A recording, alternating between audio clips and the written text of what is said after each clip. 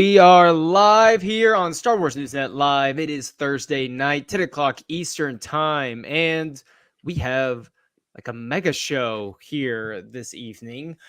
We have the quartet has been assembled. This is quite something. I don't know if we've ever had four on for the live stream in one sitting.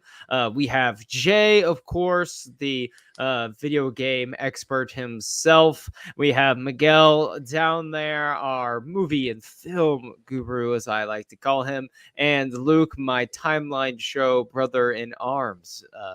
Also, if you guys ever need to know anything about any species in Star Wars, Luke is your guy. He memorizes all the species for me, so I don't have to remember. But we have a lot to talk about tonight. The Acolyte season 1 is over. The finale has come and gone, and I just finished watching it about an hour ago because I was out of the country, I was out of town, and I was like racing back. I was like, I have to watch the episode. I must be able to talk here on the finale. So I'm really excited to get into all of that. So as we get started here, I just want to let everyone know in the chat, drop me your thoughts on the finale on a scale of 1 to 10. How would you rate this episode? Not how would you rate the series as a whole, but we're going to focus just on kind of this one episode for now. If time allows, we might get into the overarching series itself, but with no other projects but Skeleton Crew coming up, we have plenty of time to digest the Acolyte. So, Jay, I will throw it to you first, my brother. At a scale of 1 to 10, where are you standing with the finale? Ooh, well, yes, hello everyone. It's good to be on tonight. For those of you who haven't checked out our Star Wars Newsnet review, I actually did the write-up of the season finale. So feel free to go check that out right now for a full breakdown of my thoughts. I didn't score it yet because I knew we were going to come up on here and we were going to talk about it and score it. But for those of you who want to just get like my quick TLDR, I'll talk about two things that I really enjoyed about the episode, the season finale, and then I'll give one thing that I pointed out as like I think they could have improved upon big time. Okay. So the first thing I want to talk about is I really enjoyed the action sequences in this finale. Of course. I thought it was like really awesome to see all like the stunt coordinators and real actual like stunts and athleticism and all of the and Master Soul and the Stranger using their force abilities. All great, wonderful. I thought it was really awesome to see all of that. Number two, I really liked Master Soul. He has a very compelling character, Lee Jong-jae, fantastic performance.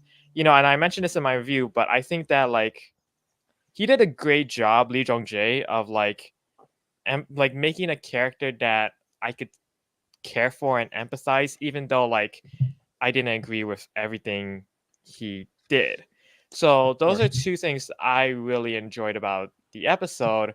And then what I pointed out in my review is I think they could have greatly improved upon the pacing of the episode and making sure we fully understand like the motivations.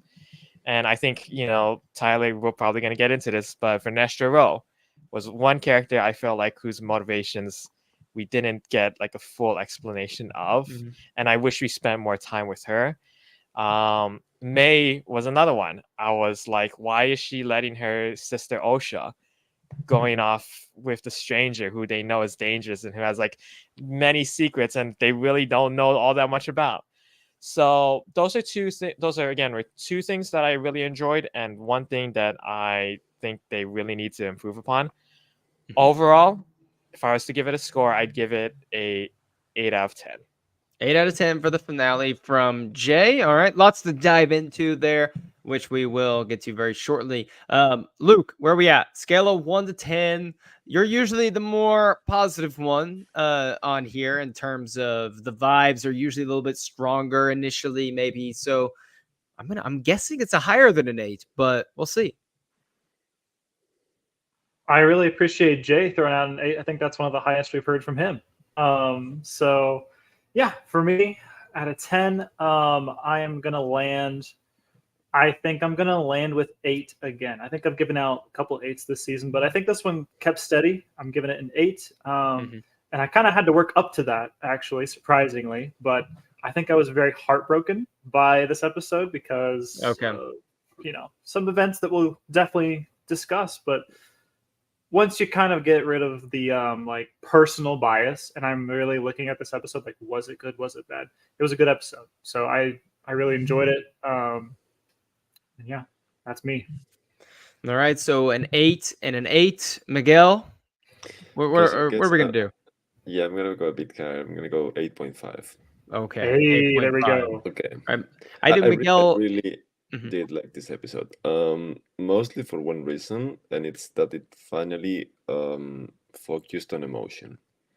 And it was very emotion heavy, and we can discuss like very minor story like pet peeves, but I think that the heart was there, and that's like the bottom line for me, and I felt the emotion watching the episode, so that's what I'm going with. I'm with an 8.5. It's not a 9 for me, mostly I'm mostly like um a 9 for me is like one of the best episodes of Breaking Bad or Game of Thrones. Like I'm not there yet, but 9 is like really high for like really high quality TV for me. And this wasn't it, but it was like quite good for me. Okay, That's pretty close. So Miguel, also, could you speak up just a little bit? Yeah. You're a little quiet. Murray, turn that volume up just a little bit. So okay, 8.5, a couple of 8s. So I'll be honest here. I'm gonna give it a 9, and I was planning on giving it a 9. Wow. And Wow, let's that's pretty high go. praise. But I will say, in terms, because I think it was the strongest episode of the series. Oh, wow. But here's the problem is that I think a lot, because I think there were a lot of shortcomings in this episode, but I don't think any of the shortcomings, if this makes sense, were this episode's fault, really. I think it just had so Okay. much that it had to do because of what I said last week. The previous episode didn't really do the finale any, favors with basically what happened. And so having to juggle everything that it did, I think it did a great job of at least giving us some sort of resolution to certain characters' journeys, certain characters' arcs, while leaving up a lot of story for interpretation in the future, for more stories to continue. I just was really frustrated by what had happened prior. And so I don't think this episode could really do much better than it did based off of what had happened before. And so I don't want to like knock the episode down simply because episode 7 didn't give us anything to help. So I'm going to go 9 because like Jay said before, Lee Jung Jae was spectacular. The fighting choreography was great. It felt like everyone that was in play in this episode had some emotions attached to it. Like Miguel said, it actually felt like really important for everyone versus kind of Master Soul being the only person throughout the series I've really felt like a really emotional and an emotional attachment to. And while the May and Osha emotions behind those two characters fell flat to me, I still don't think that it had anything to do with this particular episode. It was more of just the lack of what happened with those characters prior. In terms of just this episode, wonderful. And Darth Plagueis, let's just talk about it right up in the open. It's like it's my favorite. It's my favorite Legends book of all time. I have been thinking for a few weeks. I even told Luke a few days ago. I was like, I wonder if we should just reach out to like James Lucino to talk about like Darth Plagueis. And I had to keep that under wraps. I had to be like, yeah, thoughts Tyler, on the good Sith, idea. because I'm like, this might be a good idea. I was the guy that led the charge when The Force Awakens came out, that somehow Supreme Leader Snoke was like a Darth Plagueis dupe or Darth Plagueis himself that had survived and was just like a warped mune. So I was over the moon by his 1 second appearance in this episode. You were over the moon? I was over the moon by this. I am absolutely so excited to see where this series could go if it gives a second season, because I think a lot of the issues with this season are really correctable if they are willing to listen and adapt to what people are saying, and they actually take like a critical lens at what they've created. Now, that's not to say they are going to do those things, but we'll see. And so let's go ahead and talk about Darth Plagueis first, just so we can get, that's the big, that spoiler, and then, Yoda popping in at the end. Those are like the two big, character type reveals or spoiler things that happen. So let's go ahead and talk about the two reveals first, get that out of the way, and that'll like open up the door for us to really dive into the episode itself with the shadow of those two figures looming over the discussion. So has anyone in here besides me read the Darth Plagueis like Legends book? I'm curious. Okay, so no. So I'm curious then to figure out what your level of interest in Darth Plagueis is, because I think that there's a lot of intrigue around that character just because we know it's Palpatine's master. But I think a lot of people that have also read that novel and have the Legends version of Plagueis, I think have like a really deep love of that character as well, or interest. So I would really be curious to see, is that level of interest still extremely high for those that haven't really dived into the lore of Plagueis, so to speak. And so I'll throw it to the lore master Luke first. Then when we talk about lore, got to go to Luke here. So Luke, Darth Plagueis, you saw him on the screen. Thoughts were what? It's hard to live up to that name when I am sitting here saying I haven't read the book. But hey, it's up in the queue. I've been so buried in High Republic. But to get to your question, yes, I'm really excited for this character, even someone who has not read the novel yet. And it makes me want to read it even more now. So yeah, I'm very excited because I know this is like a fan favorite. And we get this cool little mention in Revenge of the Sith. So I was pretty stoked to see that, and it's not like confirmed, but it's 99.9% sure that like it's like it's confirmed. So yeah. Okay. It's confirmed. I didn't know if there were anything in the credits or anything that said otherwise. Leslie confirmed. Okay, gotcha. Yeah, I'm very excited to see the future and find out more. Like, what is he the master? Is he the apprentice? Is he sneaking around? What is his involvement in this story? So I'm very, very curious and very excited to see what's going to happen here. So you say you're very excited. We'll see what the master, the apprentice thing is. Jay, speaking that a little bit, like, what was your excitement for Plagueis, or was it pretty tempered? And then you can even give your thoughts on what's going on with him there in that. Yeah, no, I thought that I'll tell you what, when they show Darth Plagueis in the episode, it was certainly a surprise. I didn't expect him to like pop out right there, and then I think for me, I wish they showed more of him. And it's kind of a little bit annoying, the fact that they don't actually show more and they don't actually confirm that it is him within the episode itself. So, I mean, like you guys, Darth Plagueis is like a big name, and I think that he eventually had to show up somewhere. And I thought that him showing up here just matches up perfectly with the timeline. We know that this is 100 years before the Phantom Menace, so there's plenty of time to develop that character, to get Darth Sidious and his story going. But after I really thought about it, I was like, how is this really gonna work, especially with the focus being on Osha and Kymer, and they're the main focus at the end of that episode. It's those two characters who make the last shots, and Darth Plagueis is nowhere to be found. So it was very interesting. I like this.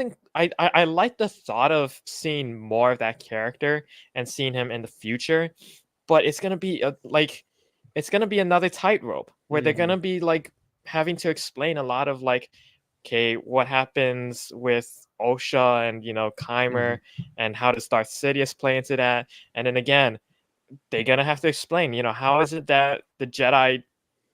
Well, I guess they kind of did explain why the Jedi don't really know about it in this, with this season. But I don't know. It's gonna be another balancing on eggshells show. They're gonna have to find a way to navigate that path again.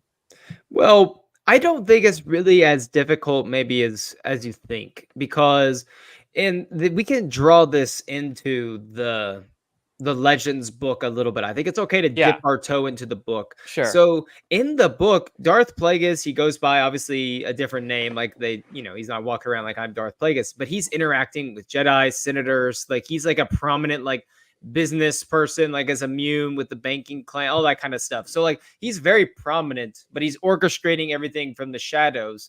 And I think him being in the shadows here is kind of a nod to who's really in charge, who's really going to be pulling the strings. And he can stay in the shadows throughout a season 2. I think if he's involved, it's very little. He's in the shadows working. Either he's Chimere's master and Chimere's doing this without telling Darth Plagueis, and Plagueis is he's the master. He's checking in on him because he's like, something's up. Or maybe Plagueis heard about something with these witches and wants Chimere to investigate and try to cultivate this power a little bit.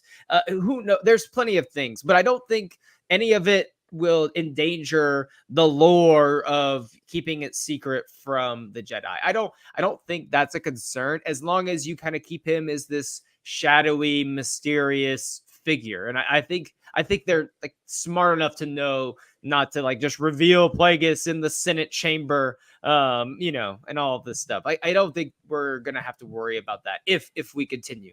So Miguel, you obviously you haven't read the book either. So I'm curious, what was your level of interest in Plagueis just leading up to this episode before we now have him in live action for the first time?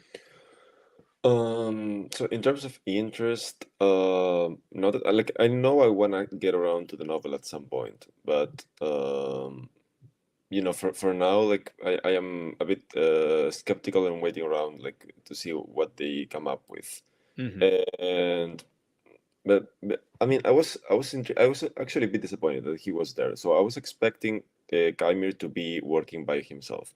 I think the series up until this point had led up to Chimere being, or rather, discovering all of this, like what's beyond the Jedi's teachings of the Force by himself. So, like there was nothing up until this point that hinted at some larger plan at play, or a master on top of him. And I know that the title of the show, The Acolyte, hints at there being a master, an apprentice, and then an acolyte. But still, like I don't think there was enough build up to this reveal. But in terms of what this means for the future, like I am intrigued, and I am curious to see if like in my mind he's been directing Chimere to like get in contact with Osha, or first May, then maybe pivot around to Osha.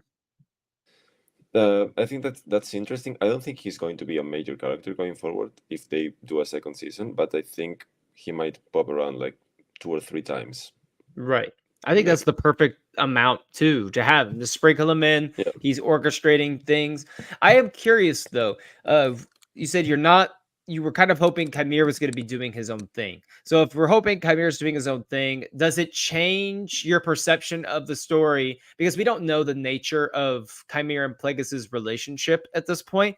Would it change your thoughts on that if we come to find out that Chimere is actually acting on his own? Like Plagueis, he thinks that Plagueis is not aware of what he's doing. We know based off watching that Plagueis is, but what if it's actually Chimere's trying to go behind his master's back? Does that give him a little bit more like agency in your opinion, or is it still pretty much the same situation? Like you're just kind of wishing he wasn't involved at all?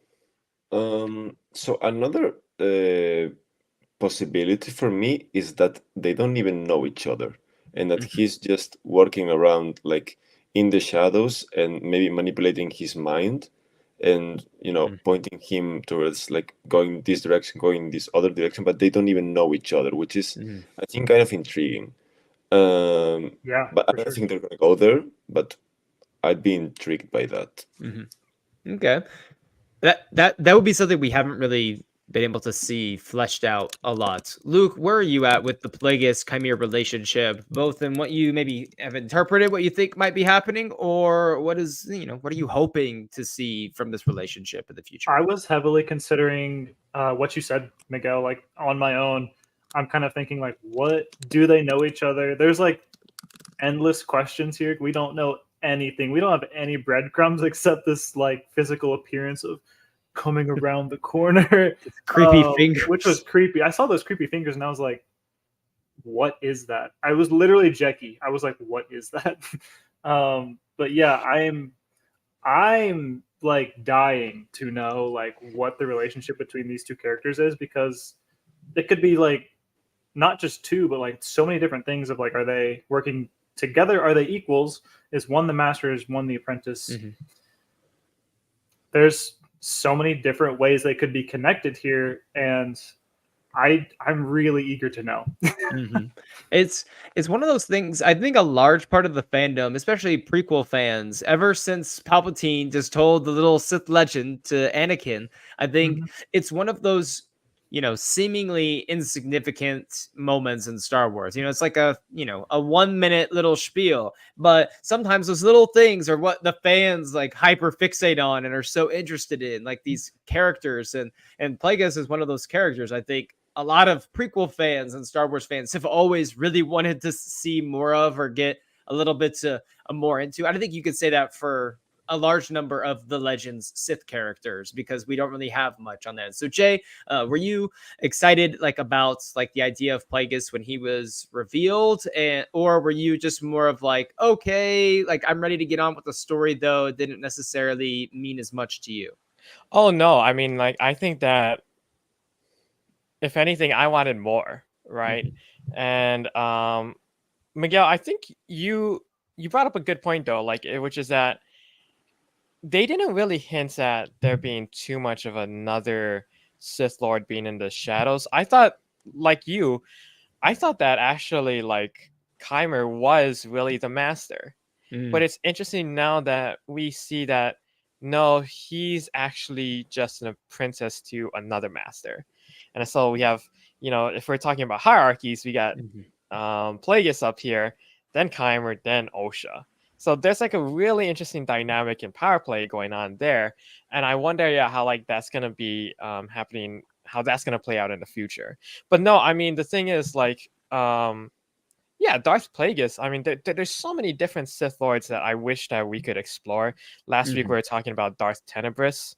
And look, I think that's one of the big things that a lot of people, myself included, were hoping going into the season, is just expanding the lore a bit more and just bringing in more Sith and more of this villainous perspective. And I think they've done a good job in this series so far. So let's catch up. A couple comments here. Like Dalton said, 10 out of 10. We stand Vernestra in this episode. You know what, Dalton? Maybe you have to take over as president of the fan club afterwards, because I was struggling a little bit on this one. I'm looking forward to getting into all the Vernestra talk as we keep going. So let's talk about the other big character reveal from this. We got a little shot of our favorite Green Goblin with the pointy ears at the end, and I thought it was really interesting. I think a lot of people were waiting for Yoda to pop in at some point, being the most prominent Jedi that there is, really, and he's right there in his prime still. And in this show, interesting time, right at the end, we just see him. It's like not too overt in your face, like Yoda's gonna have this epic moment. But I would say there have been, and I obviously have not been surfing online. This is just from in the last hour, just kind of surfing through Twitter a little bit to see what people are saying. Just thinking through this a little bit.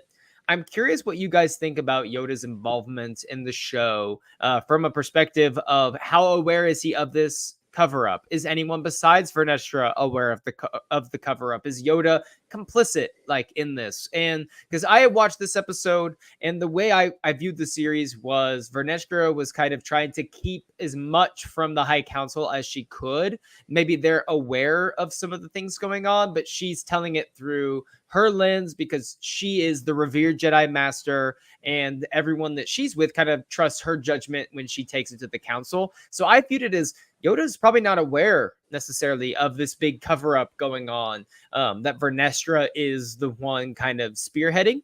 I think Vernestra was just going to go talk to him about her former pupil that turned evil and he's still alive. And I think that's what she wanted to talk to him about.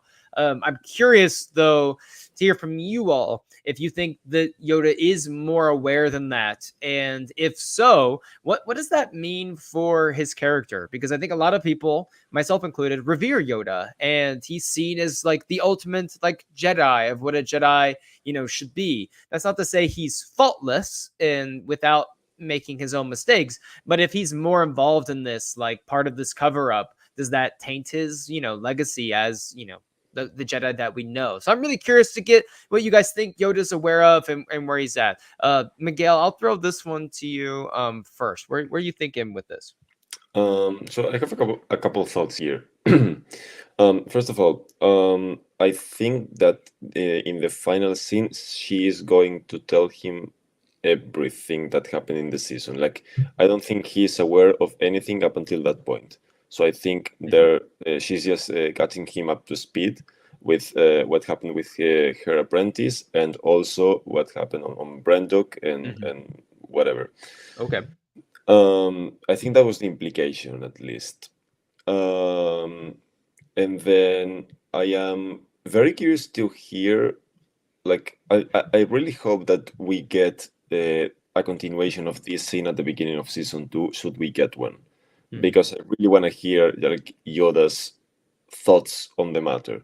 Because I do think he's going to be complicit, but I would like to hear his explanation. And I think that might actually add some context to Vernestra's decisions up until this point. Okay. I think. All right. And my second thought is that I didn't like the placing of this scene. I thought the Plagueis cameo was perfect when it was, because it fit the scene that it was going after, and it also I like that they didn't hold out on this until the very end, because whatever reason, like there was a previous version of the episode, I think, where the Plagueis was gonna be like the final cameo, and that was gonna be like the final. Okay. And that was like the final shot. We're leaving you with the Sith, and we're gonna get exactly. into. Oh my goodness, what just happened? But I would have liked to for the sunset shot, like the one with Kymir and Osha, to be the final shot of the season. Like I thought that was a perfect season ender, and maybe have Yoda right before that scene, like have a cut to black after Vernestra catches up the Senate to speed, and then Yoda, and then Osha and Kymir on the mystery planet and the sunset. I thought that was like the perfect season ender, but like a very minor complaint there. I totally agree, though. I totally agree, and think like Yoda, the placement of it felt off, because, and I mentioned this in my review. Sorry to cut in, Tyler. No, you're good. I was about to throw it to you. Oh, okay, cool. But no, I mean, like, it just seemed odd that like Vernestra would go to Yoda and seek his counsel after she made this decision. This big decision to make this big cover up. And I'm like, you're going to Yoda now? You're kind of a bit late to be seeking his advice. I mean, I think that if anything, like if they have to show Yoda, like what Miguel said, put that after the council scene with Vernestra, and then make that the final shots. In regards to, does this like taint Yoda's overall like stance and how we His as legacy. the audience, his legacy, I'm actually for like having like I love Yoda. He's my second favorite character. I feel a massive butt coming. And if you've ever watched Game of Thrones, Tyrion said that that his dad said like, everything that comes before the word but really, doesn't matter. Or I guess that's not what Tyrion said. That's what the Northmen told him before Tyrion said but. I don't know if I don't know if I have like a contradicting thought after this, but I will say though that like, I love Yoda, and I think like he is my second favorite character of all time. Okay, but there it is. just like I think that you can have really interesting and powerful mentors that are also really flawed. And a great example of this is Professor X. For those of you who've like read like the comic books and even who've like watched the animated series, like Professor X is makes some very like questionable decisions. Mhm.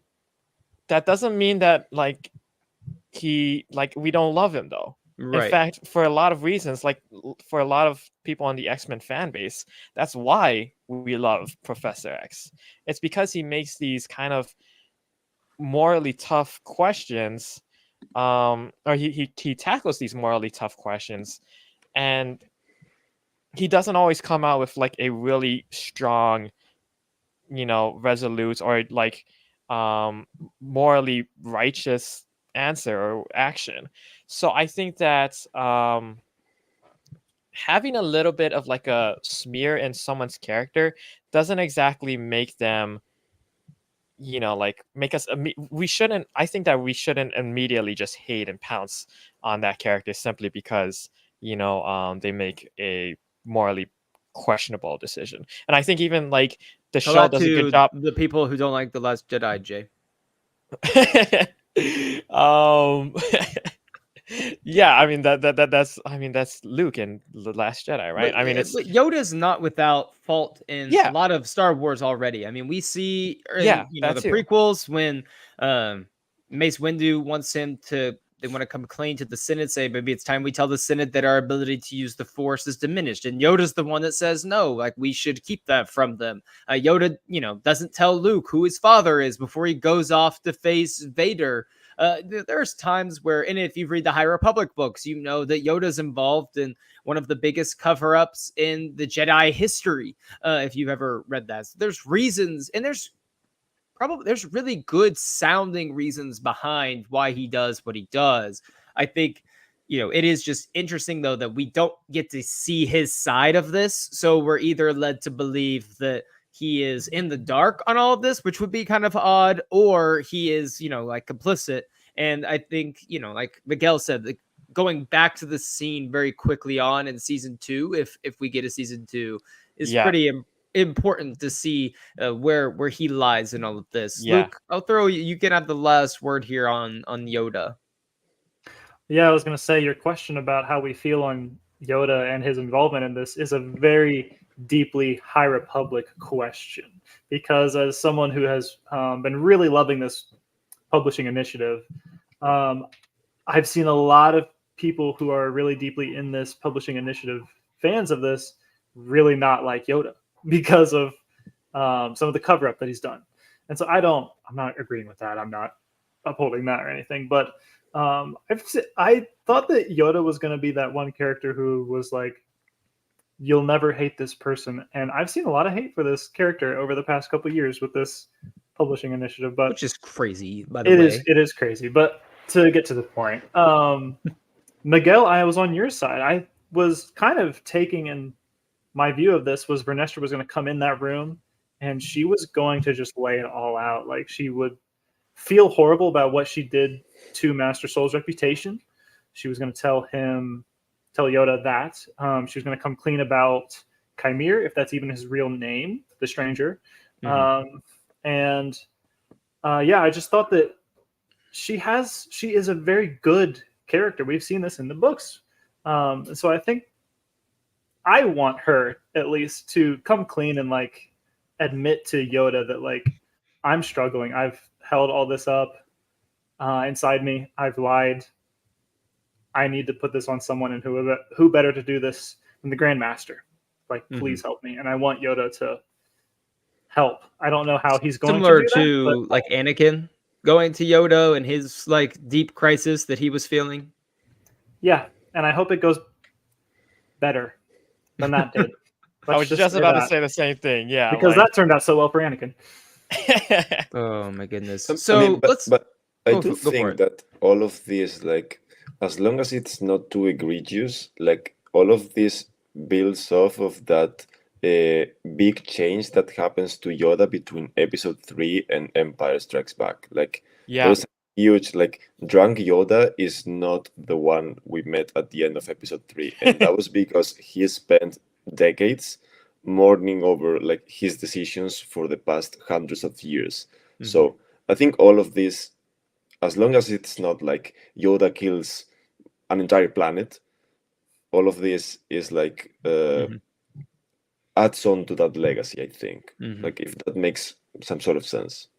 Speaking of legacy, let's before we dive into the real power players in this episode, like I have to get this off my chest. We're going to talk about Vernestra for a moment. So we find out the Chimere is Vernestra's old Padawan or pupil of some sort. We find out she's covering up all of this stuff that's going on. She blames everything on Master Soul, and I feel really bad for the memory of Master Soul. And at the end of this, it's like really tragic. And Vernestra is wanting to keep all of this from the Senate. It's not a good look. And so I have a few things to say. Jay, I'm going to ask you this question first. Would you like my president of the fan club analysis first and the PR statement from the fan club, or would you like maybe like a critical analysis of Vernestra first? They're both gonna happen. Which one? Which one would you They're prefer? both happening. Let's end on a good note, and I want to hear the PR statement last. So Okay. give me your critical analysis first, please. There has to be a follow-up story to Vernestra and Chimere. Like if season 2 does not happen, like this is like if season 2 does not happen, they need to resolve that relationship in a novel or animation in some capacity because and I think Nate mentioned this. I was trying to catch up on the Discord. Someone mentioned in our Discord chat about how this if there is no other, story created here. It's one of the biggest like lapses and missing pieces in terms of like character arcs and dynamics in all of Star Wars in terms of character story. And I have to agree, just from not just a book standpoint, but just from the show's standpoint, there's so much that needs to be resolved that they built up in these two characters. Vernestra's character was extremely bland, nearly from start to finish. I felt like she got a little bit of a chance to shine in this episode, not for the best of reasons. I think that they kind of finally owned this whole like shady side of I'm gonna keep this in the back burner, everything going on, and I feel like they finally opened up her character a little bit. It just took way too long. Here's my problem: why were we told that Vernestra Rowe they needed to be the High Republic character to make their way into the show as the Jedi? Because they said how they didn't want to incorporate a lot of these characters in season 1 or in this show from the books, but they said Vernestra felt perfect to incorporate. I don't know why that is, because everything, and I know she's a child basically in the books, she's a teenager, but everything we know about that character just feels entirely different from who we know this character to be. And there's clearly so much pain and trauma that's happened with her pupil. And part of me wonders if she covered that up and that's what she's going to tell you about. Like, no one knows that her pupil turned evil and he turned on her and she attacked him, thought she killed him, and she just left. Like, that's part of me like that wonders that. But why was her character the one that had to be in this show? Because I think myself and every other Vernestra fan that's really big fans of these books are wondering that same thing, because it's really difficult to go read these stories now. And it's like, what happened to you that turned you away from like who you are in this point in time? And so I really hope we get that season 2, just because I need to have that story answered. And if you can do that in an effective way, then hats off to you. Not every character has to always be a hero or always be on, the right side. It's just really weird to be told that this is the one that has to happen, and everything you know about this character you can kind of flush down the toilet. Like, that doesn't really make a lot of sense to me, other than, oh, she still has the same lightsaber that she had when she was 18. Should it have been a different character from the publishing initiative, or do you think they should have just created a new character for this Vernestra spot? They You should think have either just one of those two created would have worked a new better? character, because there's nothing, at least in season one. Like obviously, maybe there's more story that they have ready, but there's nothing about her character here that ties her to anything from these books. Like there's nothing about this show that really ties into the books outside of a few references. So I don't understand the Yeah. necessity to have any characters from these books unless you're going to, incorporate something that's happened to them into like their arc as a character. But nothing about Vernestra in this show points to anything that happened to her when she was, a kid so far. And I would agree. I just wanted to give you a little spotlight there. It's just so odd. Jake, go ahead. You're a High Republic fan. You're not, a really big Vernestra fan, but you're a High Republic fan, so you can speak into this a little bit. No, for sure. I mean, like, look, it's been a running joke here, and like even before the show started, I was like, man, Vernestra is like, I'm not that big of a fan. I don't know why people are like that so hyped up about the character. No, but the thing is, I do feel for you guys, and as a video game fan who has waited for years for some of my favorite video game properties to get good adaptations, like I mean, there have been some very bad adaptations where, yeah, they totally like disrespected the legacy of a character, or they didn't bring the character when they brought the character to like live action or to a movie or whatever. It's like it's a completely different person. I'm like, that's not who I remember. So I totally feel for you guys. And like Luke said, I mean, I think they could have look either chosen a different character or made a completely new one. So it's very questionable. And yeah, like I'm with you though. Like I don't know why I don't know why they felt that like Vernestra needed to be the one to be in that position. But yeah, I mean, that is, and I think Nate, yeah, was the one who said this in our Discord channel, was there was a complete gap between the character here in the Acolyte and the character in the books that they're gonna have to explain in some way. They have to. Miguel, you're not super into. I know you haven't really read the High Republic novels, so just from a character, perspective from this show, like what are your thoughts on where we saw her in the first couple episodes to where she ended up? So let me gather my thoughts here. So I'm a bit confounded because I don't have any thoughts, because like there's nothing to the character that I can actually grab onto, like other than I just don't like her. Like, so, I was just rewatching the finale an hour ago, and I was like, and she's like she has like a huge part of the second half of the episode, and I was like, I don't like this character. Like they haven't presented her very well, and she's just not likable. And I understand that there's some past trauma, but like there's nothing. She's really bland. There's nothing there for me to actually empathize with. So let me actually ask, well, either of you. First of all, do you think that they were in contact with the book authors and in communication with them, asking them, is this something Vernestra could potentially end up being, or rather, are there any connections with future storylines that you would like to tell that would lead to this iteration of Vernestra? And that's one question. And the second question for you, Tyler, is, do you think then that Vernestra is the responsible for the Sith coming into power? So she's definitely not responsible, because like if Chimere was the master, sure, like maybe if Chimere's the master, like there's whatever. Plagueis is the master. Plagueis is orchestrating things. I just have a feeling Plagueis was gonna figure out something to do regardless. I meant And in terms of the cover up.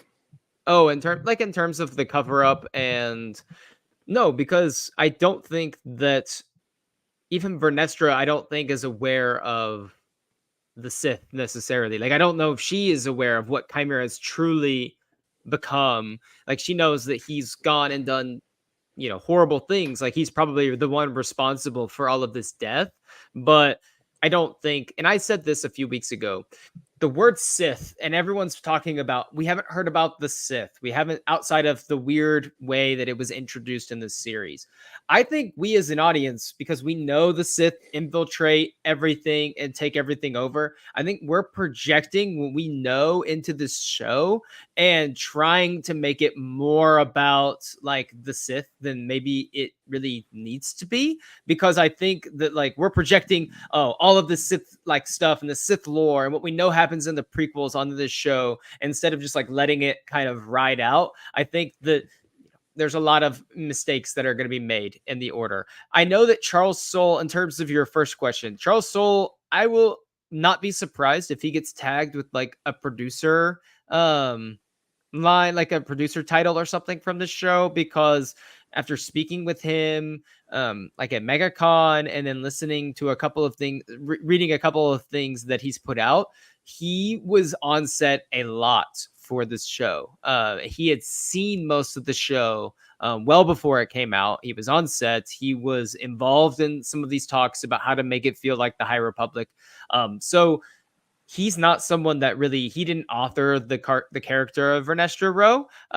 So that's not really she's not really his baby that he created, but he's definitely, aware of where all of this story goes, and she's going to have a big role to play in how this all concludes. He's writing the last novel for the publishing initiative. So to that extent, yes, they were involved with, the writers of the show. And I'm sure they talked, even know who Vernestra is, they have to have talked with some of maybe Justina Ireland or Tessa Gratton to talk about Vernestra Rowe.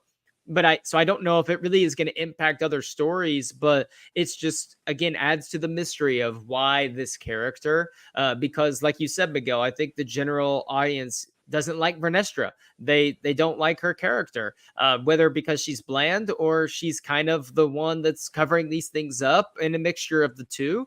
And Jay doesn't like Vernestra, Jay doesn't like fun, nice things, apparently. I'm just kidding, Jay. But for the most part, Vernestra is like a fan favorite character for a lot of people in the High Republic. She's like in the first middle grade novel for like upper elementary and, early preteen kids. Like, she's the main character there. She's supposed to be something that young people gravitate towards. She's this prodigy. Like, you're enamored with this character. So it's really weird to, in her first live action, even if she's older, she seems to have lost all of what made her so popular as, when she was young. So, Jay, I'll throw the rest of this to you, though. I mean, yeah, it is weird. We've said this all along from the very start, which is that, like, yeah, Vernestra Rowe doesn't feel like the character we read about in the High Republic. And in fact, like, I mean, we've said this other times as well, where the show doesn't feel like the High Republic very much either. Mm-hmm. I don't know, like, Luke, I mean, like, I remember you saying that, you were very much so like a Vernestra Rowe fan as well. Was there anything in this, in her portrayal that, like was there much of a redeeming factor? Like, because I don't want to completely crap on, like, her portrayal. And, we have Dalton here in the chat saying like that she was genuinely the character that stuck with him, with them the most once the credits rolled. I'm glad that there are people out there who still like Vernestra. Thank you for carrying the torch, Dalton. I really do appreciate that. Sorry, continue. But Luke, yeah, I mean, was there anything that reminded you of the character that you read, or was this like someone that you just kind of didn't really care about much here? I did want to throw this in. I will get to that question in 2 seconds. I wanted to throw in this little bit of context. I did a little bit of research just to see what was happening. So the Sith Wars were 900 years ago for them. And so 900 years ago for us were like the Second Crusade in the year 1123. So, I mean, think about how much you know about the Second Crusade. Mm-hmm. I've heard about it in school. I don't know anything about it without researching. I hear about it in the memes. But like, I think that's what you should be thinking of when these characters think about the Sith. These people, Mhm. this is so not relevant for these characters, and so we know a lot about the Sith, and these characters shouldn't know anything at all, and shouldn't even care really. So I just think that should be more pervasive than it is when people are talking about this series. But yeah, for Vernestra, I think there's crumbs. I think that the back half of phase 3 is maybe going to point us more toward how she got to this point. But as far as right now, it feels like there is not a strong trajectory of how she got to this point. And again, it's like 98 years between phase 3 and right now, so that is a lot of time. But But like her Luke, character the last doesn't time we seem- see Verdestra, one of the last times we see her, she's telling her dead master's best friend, like, hey, Yes. you need to go to the council to, atone for your sins, or I'm going to go to the council and tell them. When the Vernestra, like, it's like so and then she anti. sees him do that and really sees that the council doesn't punish him the way she thinks that they should. And so I see that there's some disillusionment starting here in phase 3. But I don't think that is enough for me to go, oh, that makes so much sense of how she got here. I don't think Luke's there's such a too nice much. guy. Luke's such a Yeah, nice guy. He's not gonna just say no. Like, he's not gonna do it. He's too nice. He's too I am nice. too The nice. answer's no. We can, so real quick, the PR team, has been busy at work over the last hour, Jay, having to muster up something for you. All I'll say is that, right now we are content to wait for phase 3 of the publishing initiative to conclude. And we are looking forward to a future Vernestra Rose story, which we are undoubtedly sure will alleviate any concerns that you may have of this character after season 1. We're a little bit frustrated though at her portrayal. More to come. That's all. More to follow. The entire episode, like at the final like scenes, in my head, I was like, that TikTok meme where it's like that guy walking into the shop is like, "That's your boy? That's the boy you've been rolling with." that was me the entire time, like thinking about Tyler. I'm like, hey, yo, that's your boy. They got your boy in jail now. I will say that her outfits, her costume, for the last bit of that, like the white with the robes, that was Very High cool. Republic right That there. was Like, awesome. that was High Republic. That was really cool. So I will throw this to Miguel. Do you want to talk Master Soul or Man Osha next? Ooh. May and May? Osha. Okay, let's Yeah. do May and Osha.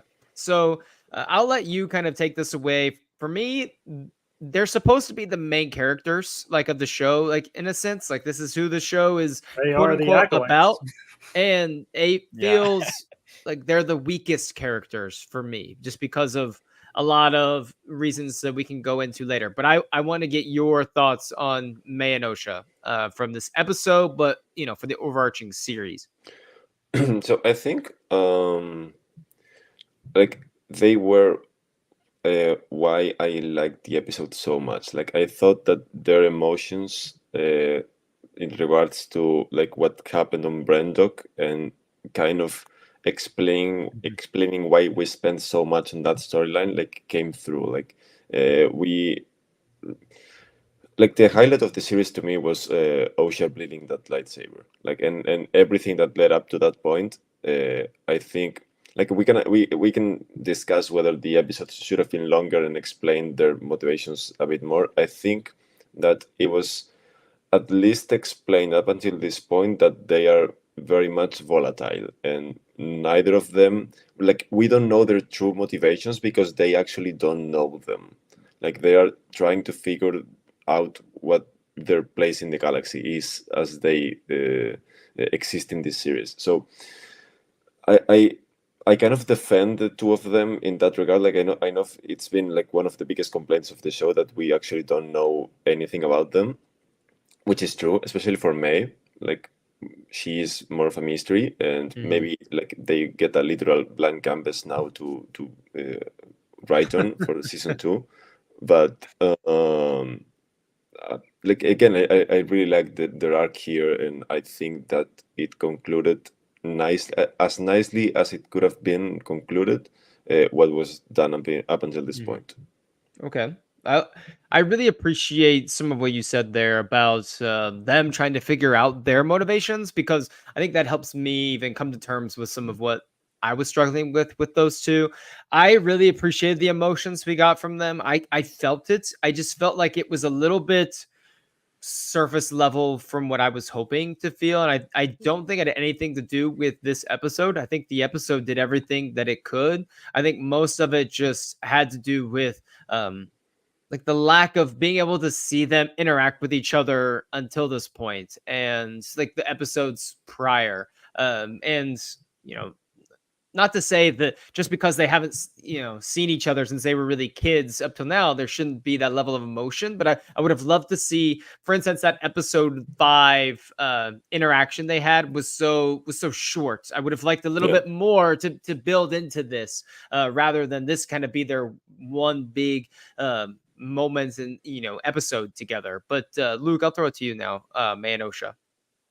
Um, I can agree with you that I was wanting more, maybe exposition with them, or just more with them, of them explaining their motives more. And so Miguel, yeah, great quote. That like they might not even know their own, and so that's why they feel so kind of unfleshed out to us.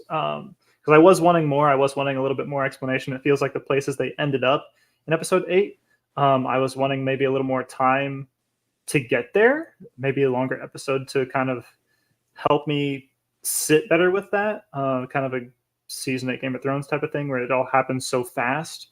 But I think there was a really cool thing that they did with these two characters, how May starts dark, and really she never lets go of the love she had for Osha. She never lets go of that. That's really the thing that shines through and breaks through everything.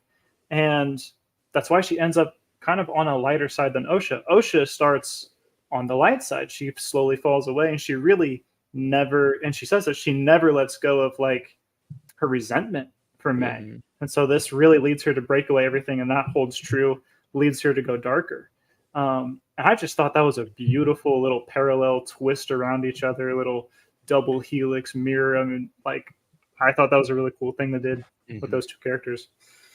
So She talked yeah. about hatred and really having these powerful emotions, and I think that shines through in this episode. But we don't really get a sense from Osha prior to this, like that she's wrestling that much with all of those things. And she says like that's the reason why she wasn't a Jedi, because she couldn't let go of her hatred for May and the complete grief she had over losing everything. And throughout most of the I series, and wanted to see that more. you can fake it till you make it, like a lot of people try to do that. But for her to have such a dramatic turn, I was like, I would have loved to see her Yeah, wrestle a little bit more with that. But Jay, that's where I am what did too. you think with Osha's full darkness turn? But I also think, Jay, I really want to get your opinion on too, on like what the bleeding of the crystal was like for you when you watched that as well. Are you good now, Jay?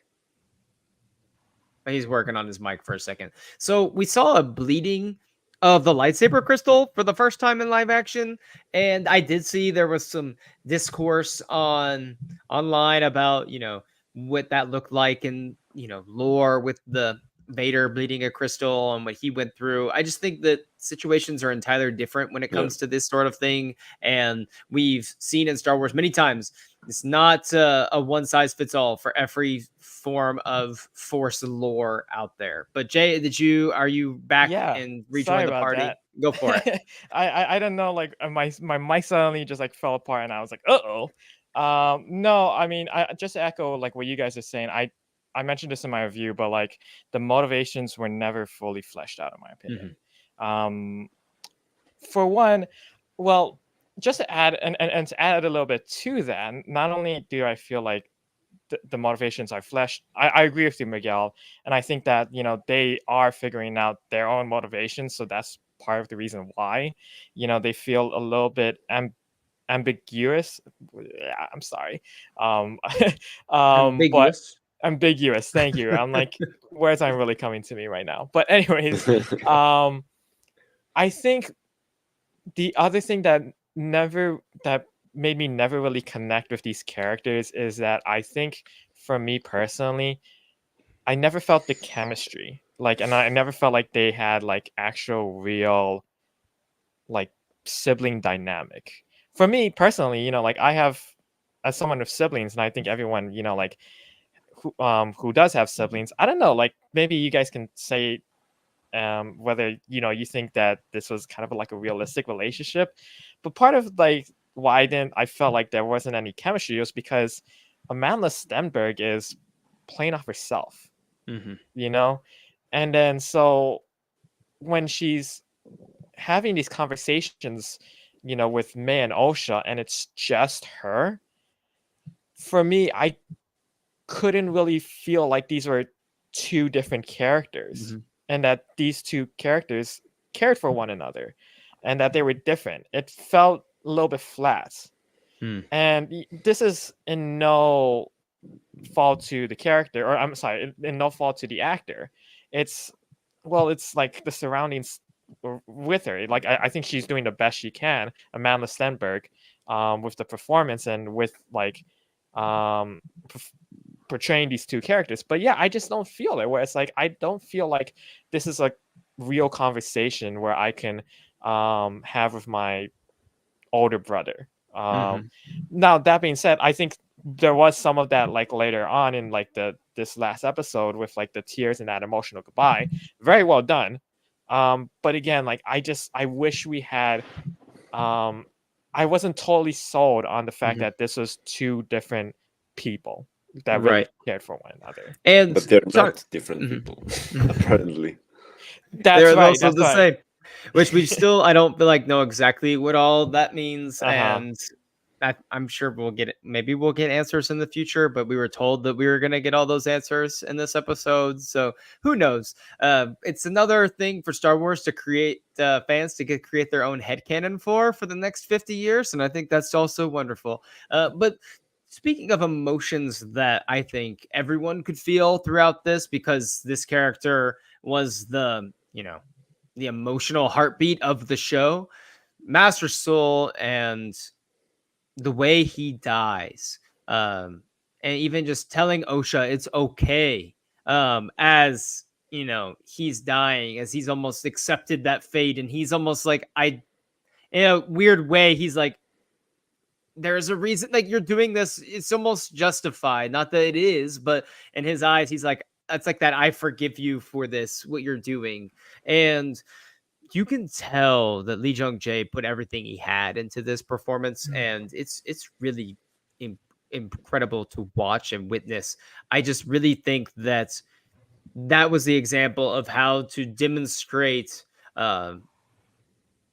growth throughout the show to where it really hits hard in the finale. Going back to the first time that he's going on the mission to see Osha, he's looking at like a little hollow image of her, because it's like, okay, he still really cares for her, to when he grabs her from falling off, and just him saying her name and the way he smiles at her, it's very clear how much he cares for Osha, even though everything he's pretty much done on her behalf is flawed in a manner of speaking. And he said he was doing it for her, to protect her. And while that's partially true, a lot of it was out of self-preservation as well. And I think he convinced himself that he was doing all of this for Osha. But I absolutely just was heartbroken. I think Luke will attest to this as well. When I saw he gets force choked to death by the person he probably cares more for than anyone in the galaxy, and his legacy is going to be a murderer, a liar, and a destroyer, essentially. He's going to be responsible for all of this. And while he did make mistakes, and Jay talked about earlier about it's okay to have heroes that make mistakes, I think Soul can even fall into that lens a little bit of caring, too much. And I think there's a lot of admirable qualities about Master Soul, even though he did, cover up all of these things. But man, what a tragic ending to a really wonderful, wonderful character. So I know, Luke, you're usually under the title of Soul Patrol in this chat on Thursday nights for the last several weeks. So I'm going to throw this to you. I know you were probably the biggest Master Soul fan, in terms of just really connecting to the character that I know. So go ahead, have the floor here. Yeah, before the show even aired, I was like, I love Master Soul. He looks so cool. I think he's going to be my favorite. Turns out, what do you know? He was my favorite character from this show. And yeah, so what was it? Tuesday night. Was it Tuesday that I texted you? But yeah, you texted me and I was like, Because I man, couldn't watch the I don't finale, but know. I had to Yeah. text you and just be like, is it good? Is it Yeah. bad? Like, And don't say anything. I was very low because I was like, I'm heartbroken that like not only does he die, I'm like, that hurts, but also just like kind of the destruction of his character. I mean, he's such a good person, and I don't think any less of him because it very much humanized him. This whole series really did. That like he's not some superhero that is infallible. He is one of us. He's made mistakes. He's a good person that made bad choices. Mhm. And who in their life has not made bad choices? I mean, it's Like murder. yeah. I mean, I'm just kidding. sins are sins. But I'm just kidding. yeah, I think it was just extra emotional damage to have OSHA be the one who really started that journey from the planet that we think is Baldunnik, the unknown planet, to say, I think May is going to go kill him. I got to get there and I got to stop that from happening. And it turns out she has this self-fulfilling prophecy that she is the one who comes there, pours her rage into the crystal, chokes him.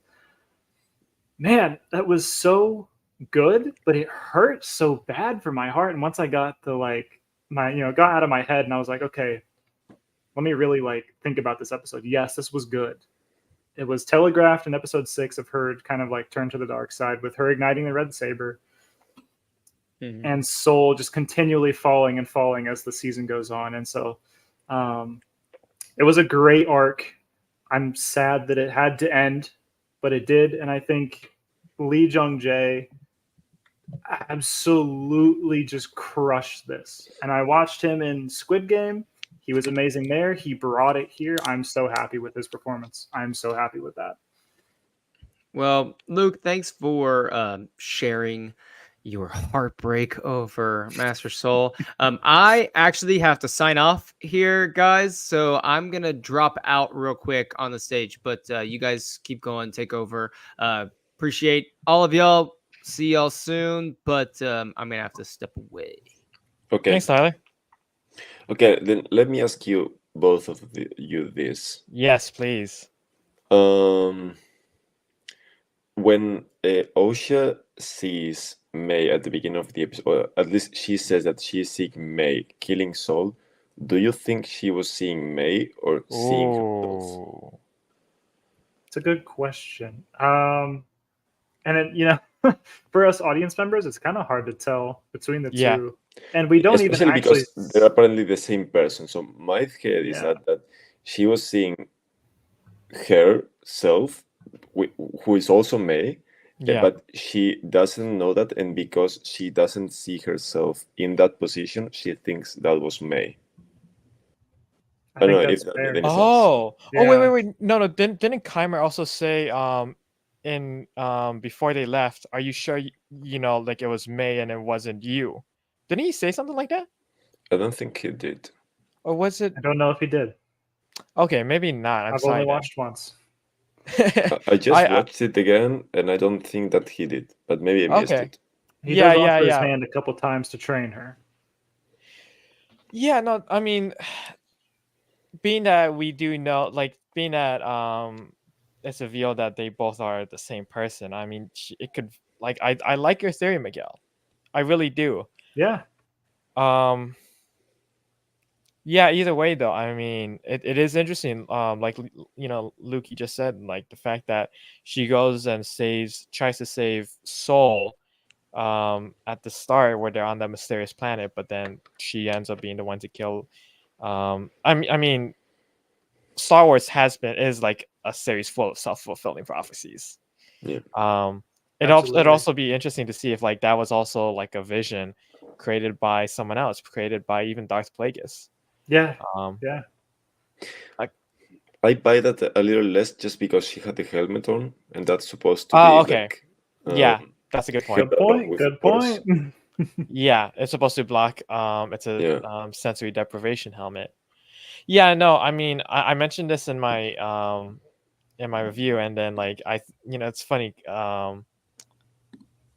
It's great that you're here too, Miguel, because like I mentioned this in my review, and I mentioned this in like the past episodes that we've done Star Wars News in Live.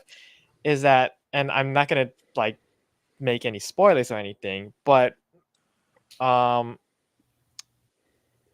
Master Soul really is like a Joel from The Last of Us. And Okay. like Yeah. both. Let's do this. Yeah, let's do this, right? Because Miguel, you're a big fan of The Last of Us.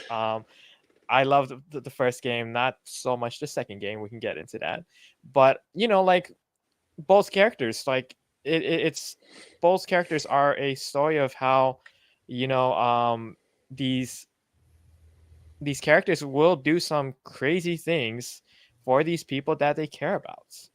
And like you said, Luke, it doesn't mean that they're bad individuals. It's just that they can make some really, morally questionable things, and can will do some unbelievable things I for heard a those good that they care quote. about. I heard a good quote this Go week that ahead. said, "The road to hell is paved with good intentions," and so I Yeah, think yeah. that kind of fits here. And I wouldn't be surprised if like even Leslie Headland was inspired by The Last of Us to some degree. Knowing too how much of a gamer she is. She mentioned how Keimer's outfit is inspired by Elden Ring, partially. So I wouldn't And be she even surprised. had a KOTOR character named Yord Oh Fandar. yeah, So yeah, that's right. And I mean, part 2 came out in 2020, which was when she Yeah. started developing the series. So I can see that. However,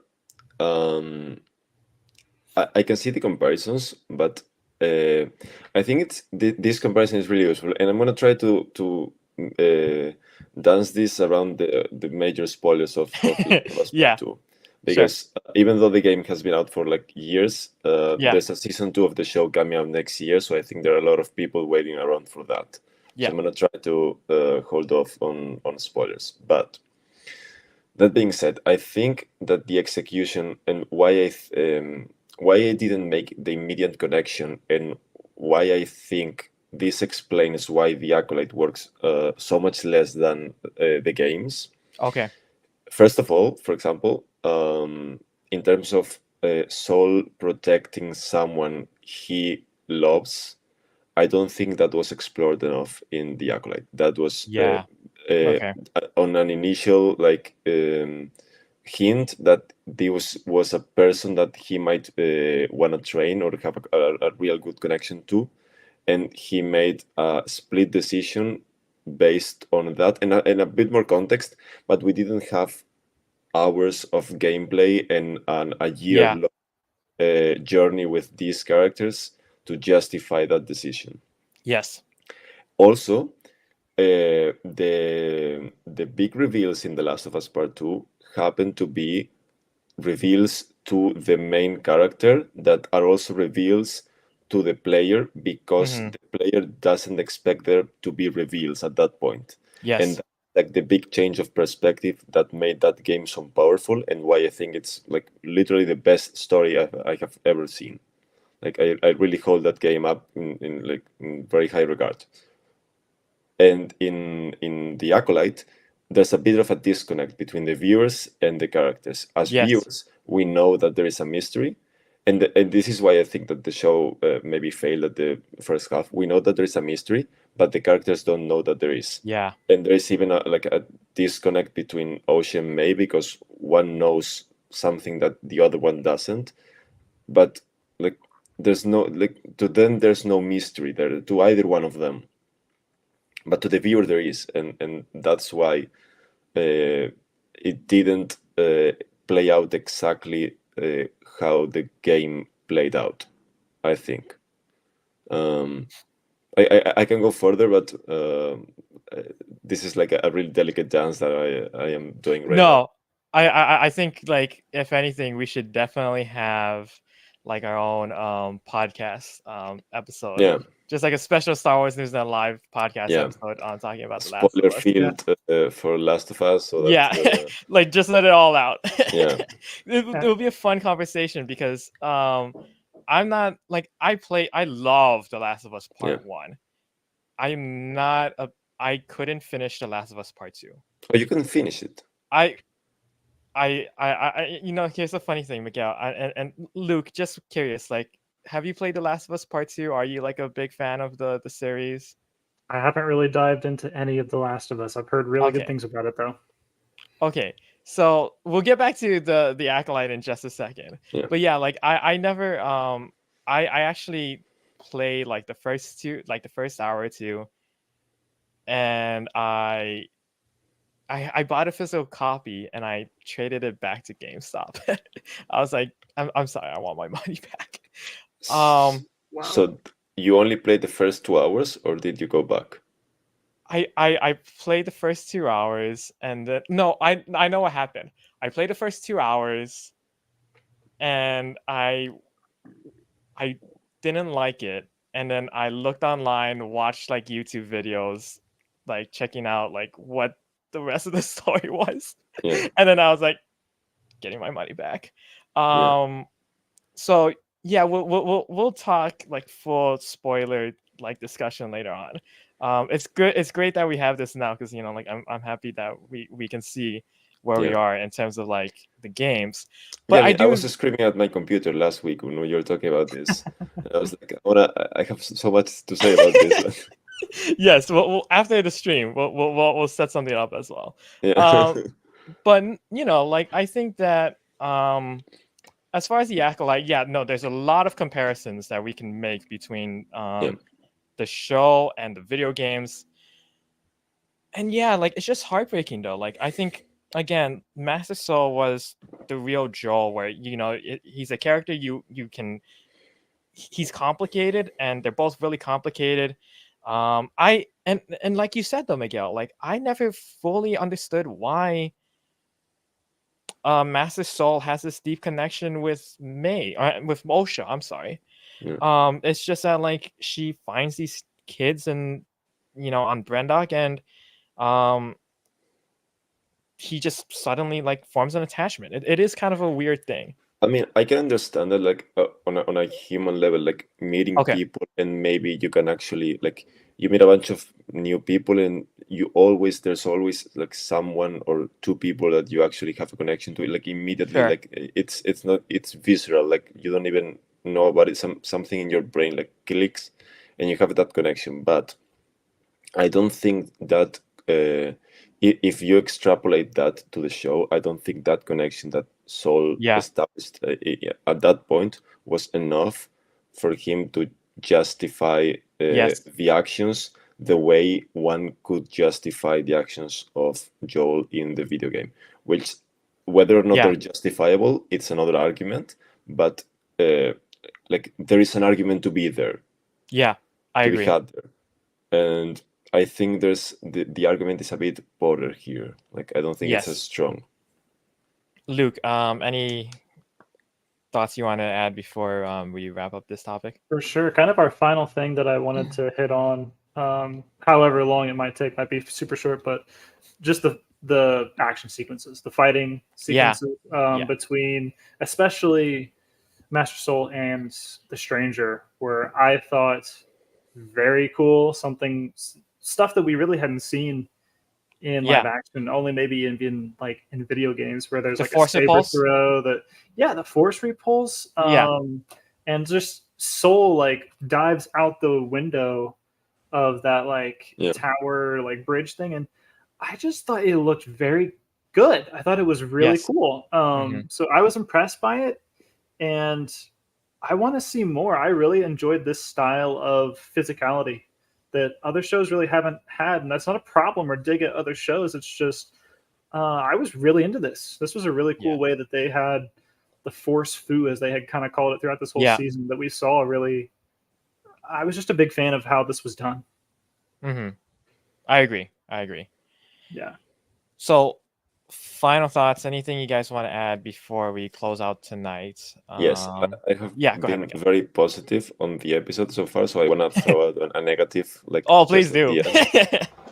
the end. I still do not understand why May had to have her memory wiped out and why she couldn't go with Osha and Keimer to the planet. Like, I thought I was heartbroken for multiple reasons. Like, I really bought, unlike you, Jay, I really bought their dynamics, and I really wanted to explore them more. Like, I think that's like the bottom line. I wanted to explore them more. So I was heartbroken that we're not gonna see that, and I was especially heartbroken because the story was right there for them to live with him, and both of them were at a non-neutral point. Like, they were both more leaning dark side than light side. So I think maybe less so, but still she was like grappling with her emotions, and she was no fan of the Jedi either.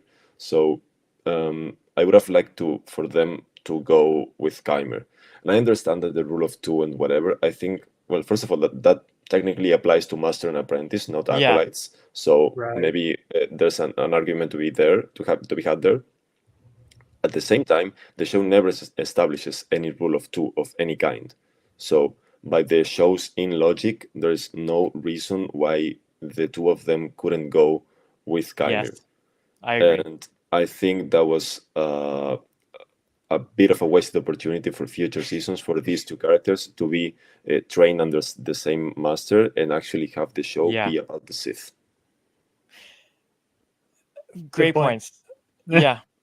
Yeah, very well said. I was wondering that too at the end. I was like, man, they couldn't like right as the credits rolled, I was like, they couldn't have both gone with him. I kind of they spent the whole season trying to get together, and man, dang. Well, what could have been, right? But I guess with Tyler, unfortunately a little bit sick at the moment.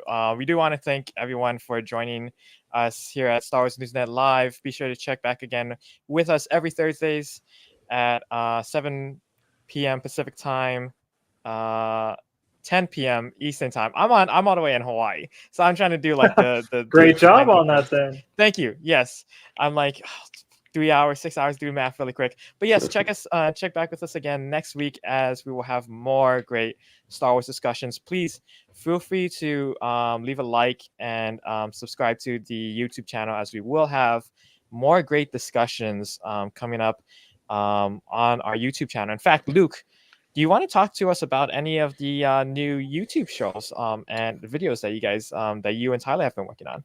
Absolutely. Tyler and I have been still plugging away at our timeline show. Those come out, I believe, on Saturdays now. So we are just working through the canon timeline. We're really camped out in the High Republic. So we will be working through Young Jedi Adventures, continuing there. We've also got a mission of the month, just fun little video where we craft up a little situation and draft characters to see just fun situations we can kind of create in our heads. And we've got another kind of just discussion show between the two of us of animation, like what the next animated show is going to be for Star Wars and what kind of thinking it's going to be, what we're hoping it's going to be. So just kind of a fun little discussion there as well. So a couple things in the pipeline coming up for Tyler and I specifically. I mean, I always look forward to all of that stuff. Great job. Love you guys' work. Miguel, is there anything that you wanted to highlight for the website or for the YouTube channel? Yeah, I mean, like, well, first of all, check out your review, because I think you thank you. did a great job with that. We also did a deep dive into Darth Plagueis, so anyone wants some background information on that character, like we break down the novel and also his presence in canon and also what this could mean for the future of the show. So I think that's a really interesting piece that we published yesterday, and kind of cool as well. And then, as usual, I have an article that I publish every Sunday, which is titled "This Week in a Galaxy Far, Far Away," where I break down everything that happened this past week and then like maybe focus on a specific topic to discuss at length. Yeah, that's gonna be coming like Sunday afternoon / evening in the US. So if anyone is interested, please check that out. And I think that's it. Like we're gonna be having full coverage of everything that happens going forward. So if you wanna stay Yes. up to date with everything Star Wars Yeah. news, I love your This Week in a Galaxy Far, Far Away. Great summary of everything in the past week. Really quick, really brief. If you guys are looking for like something just like a summary of news, go check that out on Sunday. I want to thank you again, Miguel, because I know that you are also overseas. You are not in the US, and This is the middle of the night for him. yes, it is a very inconvenient time for you to be here, but we love having you here when you are. So thank you again. For me, Thank you. on my thank you again. We really appreciate it. For me, on my part, I have my own YouTube channel called Good Games Dude. Guys, feel free to check it out. It is a YouTube channel for beginners and advanced fans of games who just want to grow in their appreciation of video games. Tomorrow, I will be posting a new video talking about how fighting games actually helped me become a better athlete. As you can tell by my Chun-Li action figure over here, and with my Street Fighter 3 Third Strike little frame up here. I love fighting games, so that's going up just in time for the EVO 2024 fighting game competition. Again, thank you again so much, guys, for tuning in. We hope you enjoy today's discussion. The podcast will be available after the fact, so if you want to recommend it to anyone, feel free to recommend the Apple and Spotify channels as well. But with that being said, thank you again so much. Hope you guys have a good night, and may the force be with you.